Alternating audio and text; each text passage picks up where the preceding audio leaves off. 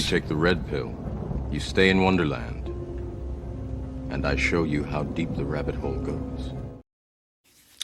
Hey guys, and welcome back to Dark Arts Podcast, where we help you guys go down the rabbit hole. Listen, we're doing a whole series on no contact. Listen, because I went through it, and I know how painful it can be for a lot of people. On this occasion, we're talking about the fact that you've had 30 days of no contact. If you've reached that stage, give yourself a pat on the back, celebrate yourself. It's always good to celebrate achievements, and 30 days is an achievement. Maybe you're on 60 days, maybe you're on 90 days. Comment down below. Let me know how long you've been doing no contact for. Look, let me break it down to you, and first of all say this. We want to be able to explain what happens after the 30 days of no contact. When I did it, I can't lie to you, it was like fasting, but for relationships, right? And after the 30 days, I felt so much better because I didn't have to feel like I was so dependent on them. My emotions began to stabilize. I began to feel a bit better. I felt like I could step out into the world. I wasn't feeling so much depression. I wasn't going through all the grieving stages at one point, right? Because I actually focused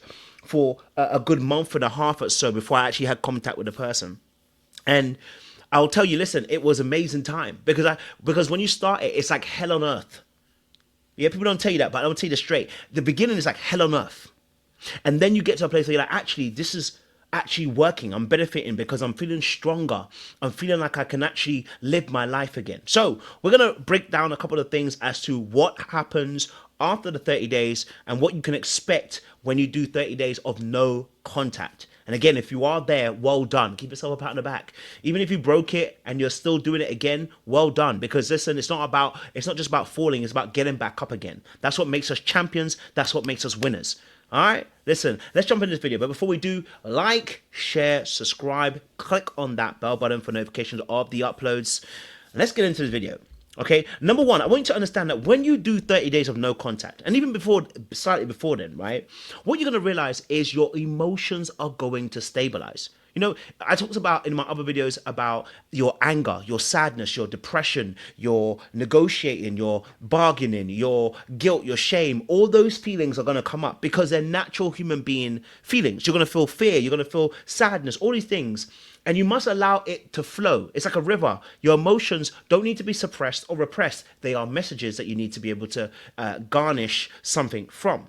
And so after 30 or so days, you're going to start to see the balance. You're going to start seeing the stabilization. You're going to start seeing yourself feeling less of those withdrawal symptoms, all right? You're going to feel a little bit more normal and a bit more like yourself, all right? So yes, in the beginning, you were consumed and encapsulated by thoughts about them, and you just couldn't think about anything else.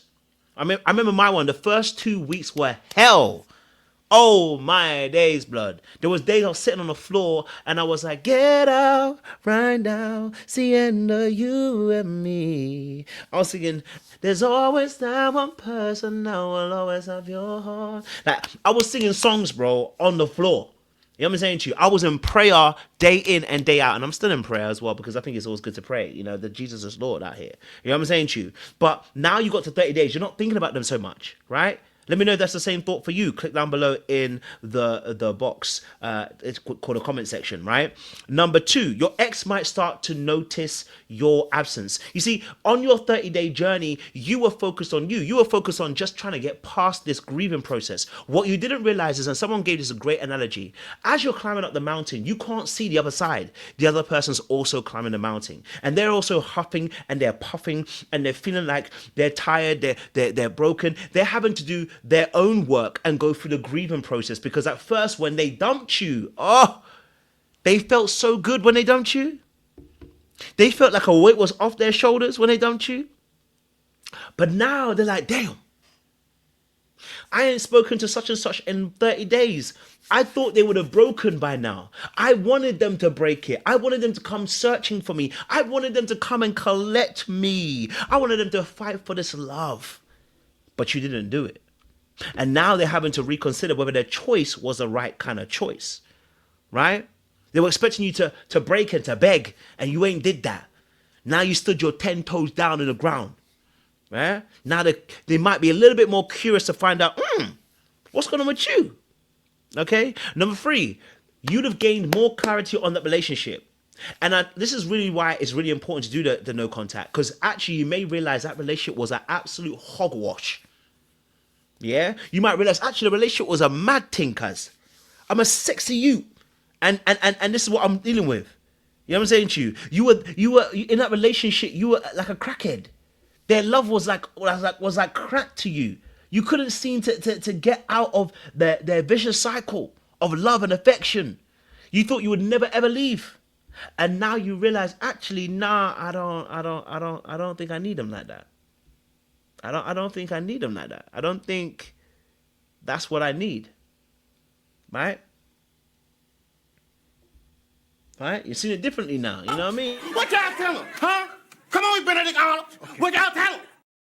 That's how you were scratching your neck earlier on in the time, but now you ain't doing that no more. Now you're going to rehab. You're looking a bit better.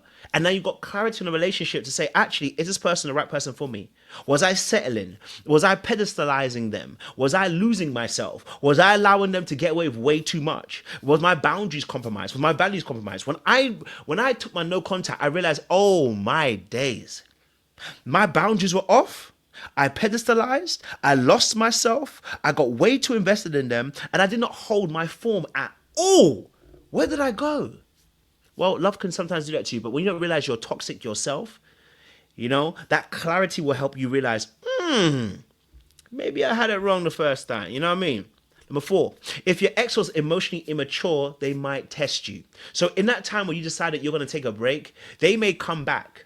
And see, when they try to break the no contact, maybe because they want to keep you on a leash, maybe because they want to make sure that you don't go too far. I've been there. I know what it is. I know that game. So they might do those things because they want to make sure you don't break away completely. They want to have their control over you. Okay? But once you start realizing that you're much stronger than that, you don't fall for their trap, you don't respond to their text messages, when you know that they have no inkling and no change, when you realize they don't want you like that, when you realize they're not even serious about the relationship, you shut the door and you say, I'm not about this life no more. All right? So they might just be checking in to try and see if you're still there. But once you realize that you're not giving them more access, you'll have realized you've grown. That's what's going to happen after those 30 days. You're going to realize, I don't really need you like that. I opened that door because I really cared about you. But I realize now that actually, what was I doing? Right? Number 5, your self-respect and confidence is going to start to shoot through the roof. Why? Because you're going to start coming back into your place. The healing is going to make you start feeling good. The fact that you're not dependent upon their love and their validation is going to make you start feeling good. The fact that you can stand on your own 2 feet is going to make you feel good. Right? And so you're going to realize that while you thought you needed them, you don't. You need yourself more. You need you more. Right? And so instead of like, stalking their socials and focusing on them and, trying to see if I should call them or text them or whatever, focusing on that, you're focusing on your happiness. You're focused on your direction, your goal. You're guided by now your own inner compass. You realize that actually there's more to life than just you. You're becoming the best version of you. And that is where the attraction starts. And that's just where we have to have a conversation. Right? Because you see, 30 days have now passed, your brain is beginning to reprogram itself and realizing you can live a dibby dibby without you. You can live without them. Right? You're realizing that now the power dynamic is shifting because your energy is shifting and they can feel your energy shifting. There's something really interesting about human beings that we can feel energy shifting. So you don't have to be in the same room. They can feel it. When they realize that you don't need them no more, they're going to feel it. They're going to feel it. They're going to hold it down. Anyway, number 3. The longer you stay in no contact, the stronger and the wiser you become, meaning that you can make the best choice for you. Right? You can now be in a more advantageous position because now you can be more objective. You couldn't do that weeks ago. Weeks ago, all you thought about was, no, I can't live without them. Now you're objective. You're like, actually, let me analyze the situation for what it really is. Now when I talk about, I don't allow my emotions to overrule me. You get me? I'm now coming into a different place. Number 4, if they really regret losing you, they'll do more than send a weak text message saying, hey. You'll actually see some genuine steps they will take to try and get back in your good graces. In my situation, the person came back, started talking all the sort of talk. I mean, listen, I didn't expect anything different. I'm a sexy at the end of the day. You get me? But I saw all of that. Right? They came back talking about, I miss you. I haven't seen you for so long. Like, what you've been up to. Like, I just, you know what I'm saying to you? And obviously, you know, there were some behaviors that shouldn't have happened. You know what I'm saying to you? I'm a sexy. I mean, I'm irresistible. But, you know what I'm saying to you? Right? There was other behaviors that went along with it. I said, oh, okay, they genuinely are trying to come back. But, you know, if you're not serious, you're not serious. I can't take you on. Number 5.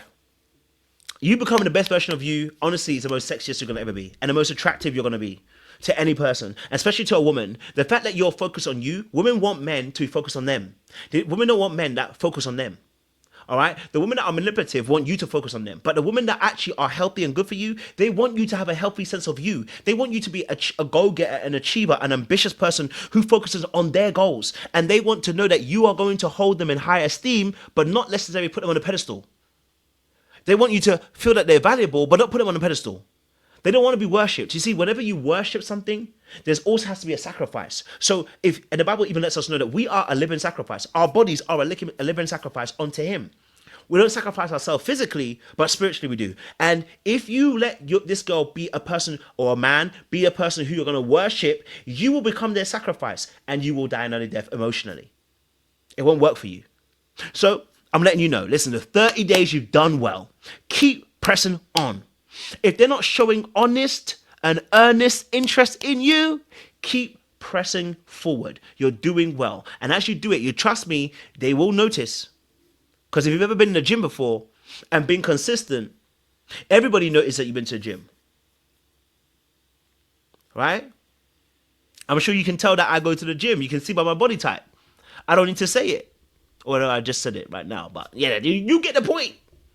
You know what I'm saying to you? Yeah? So stick at it. Again, once more, if you need that personalized one-to-one coaching, because maybe you're going through a situation where you know what, you're struggling to even make the 30 days, then you got to call out to me. You know what I'm saying to you? Reach out to me and I will reach back so that we can actually book a session in for you and actually really help you stay successful. Because let me tell you this, when you get past the no contact, oh, it's a whole new world. That note was off, but don't worry about that. Okay, I appreciate you guys. Stay locked, stay loaded. We'll see you again soon. Don't forget, we're on this channel to help you go down the rabbit hole and expose the game. All I'm offering is the truth, nothing more.